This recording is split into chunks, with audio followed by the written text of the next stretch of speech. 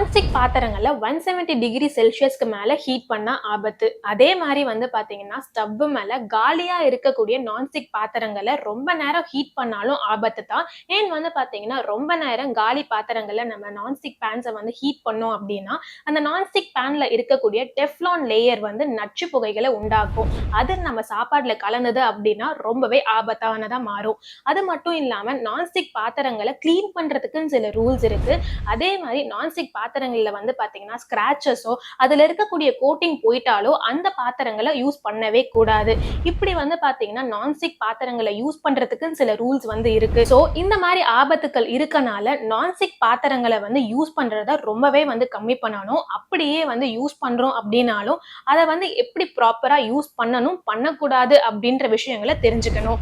இந்த மாதிரி ரெகுலரான இன்ஃபர்மேட்டிவான வீடியோஸ்க்கு மறக்காம இந்த வீடியோக்கு ஒரு லைக் தட்டி விட்டு லைஃப் ஸ்டைலை சப்ஸ்கிரைப் பண்ணுங்க.